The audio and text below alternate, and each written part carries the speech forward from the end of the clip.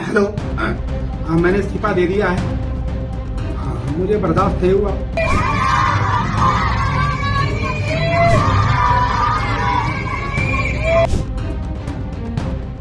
नमस्कार, मैं हूं आपके साथ एकाग्र गुप्ता और आप देख रहे हैं राष्ट्र मिरर।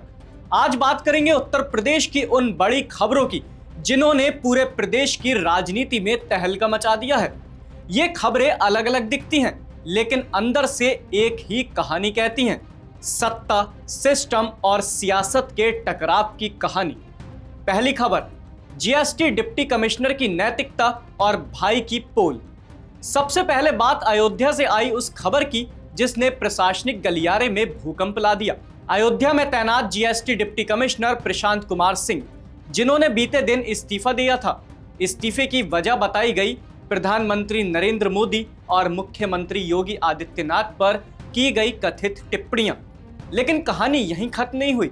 इस्तीफे के बाद प्रशांत कुमार सिंह की जो सच्चाई सामने आई वो किसी विपक्ष ने नहीं, उनके अपने सगे बड़े भाई डॉक्टर विश्वजीत सिंह ने उजागर की। डॉक्टर विश्वजीत सिंह का आरोप है कि प्रशांत कुमार सिंह ने 2009 में और उनकी छोटी बहन जया सिंह ने 2012 में एक ही डॉक्टर से दिव्यांग प्रमाण पत्र बनवाया। आरोप यह है कि दोनों प्रमाण पत्र फर्जी हैं और इन्हीं के आधार पर सरकारी सेवाओं में लाभ लिया गया। विश्वजीत का दावा है कि उनके पास दस्तावेजी सबूत हैं जो जांच एजेंसियों को सौंपे जा चुके हैं। यही वजह है कि अब प्रशांत सिंह और जया सिंह दोनों जांच के घेरे में हैं। डॉक्टर विश्वजीत सिंह कहते हैं, शिकायत के बाद मेरी बात ना सिर्फ प्रशांत से बंद हुई बल्कि बहन जया सिंह से भी। उन्होंने साफ कहा, मुझे धमकियां मिल रही हैं लेकिन मैं डरने वाला नहीं हूं, किसी दिव्यांग का हक जाने नहीं दूंगा, ये मेरी नैतिक जिम्मेदारी है। यानी एक तरफ प्रशासनिक पद और दूसरी तरफ परिवार की सच्चाई, दोनों आमने सामने। अब बात करते हैं दूसरी खबर की, गणतंत्र दिवस और मजहबी नारे। अब चलते हैं उत्तर प्रदेश के बागपत। 26 जनवरी गणतंत्र दिवस, लेकिन इसी दिन एक वीडियो वायरल होता है जिसने सवाल खड़े कर दिए। वीडियो में दिखता है नाबालिग बच्चे, हाथ में तिरंगा और नारे, नारा ए तकबीर, अल्लाहू अकबर। अब सवाल ये नहीं कि नारा किस धर्म का है, सवाल ये है क्या राष्ट्रीय पर्व पर नाबालिगों से मजहबी नारे लगवाना संविधान के अनुरूप है।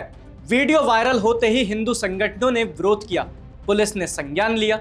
बागपत पुलिस ने ट्यूशन टीचर साहिल, उसके पिता रहम इलाही और एक अज्ञात युवक के खिलाफ बीएनएस की धारा 223 और 299 के तहत मुकदमा दर्ज कर लिया। तीसरी खबर, पीसीएस अफसर अलंकार अग्निहोत्री का इस्तीफा। अब बात करते हैं यूपी के बरेली में तैनात रहे पीसीएस अधिकारी अलंकार अग्निहोत्री की। उनके इस्तीफे को लेकर कई तरह की सियासी और धार्मिक व्याख्याएं हुई, लेकिन अब परिवार की तरफ से जो बातें सामने आई हैं वो कहानी को नया मोड़ देती हैं। अलंकार के ताऊ सेवानिवृत्त विंग कमांडर एसके सिंह ने कहा, हमारे परिवार में आत्मसम्मान सर्वोपरि रहा है, कोई समझौता नहीं किया जाता। उन्होंने उदाहरण दिए, अलंकार की मां ने आत्मसम्मान को ठेस लगने पर बैंक की नौकरी छोड़ी। छोटे भाई विजय की पत्नी गीता ने 21 साल की सेवा के बाद बैंक ऑफ बड़ौदा छोड़ा। यानी इस्तीफा इस परिवार के लिए कोई नई बात नहीं। परिजनों के मुताबिक अलंकार का विरोध किसी राजनीतिक दल के समर्थन में नहीं था, ना ही किसी शंकराचार्य के पक्ष में। बटुकों के साथ कथित रूप से शिखा पकड़कर किए गए व्यवहार के खिलाफ परिवार ने साफ कहा, अगर यही व्यवहार सिखों की पगड़ी या मुसलमानों की दाढ़ी के साथ होता तो भी हम विरोध करते। इसके अलावा अलंकार यूजीसी बिल को लेकर भी चिंतित थे। उन्हें लगता था कि इसका असर भविष्य में छात्रों पर पड़ेगा। 3 खबरें, एक तस्वीर। अब इन तीनों खबरों को जोड़कर देखिए।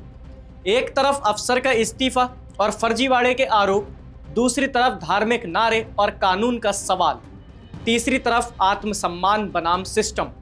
ये सिर्फ अलग अलग घटनाएं नहीं हैं, ये संकेत हैं कि उत्तर प्रदेश एक सियासी संक्रमण के दौर से गुजर रहा है।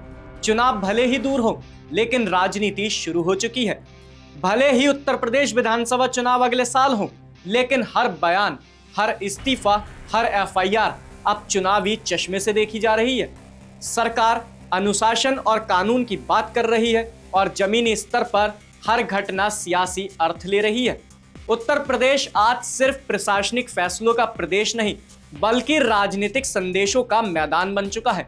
आने वाले महीनों में ये और साफ होगा कि प्रदेश स्थिरता की ओर जा रहा है या सियासी टकराव के नए दौर में। आप इस पूरे घटनाक्रम को कैसे देखते हैं, कमेंट सेक्शन में अपनी राय जरूर दीजिए। और अगर आप चाहते हैं कि ऐसे मुद्दों पर बिना डर बिना शोर सीधे सवाल पूछे जाएं, तो राष्ट्र मिरर को सब्सक्राइब करना ना भूलें।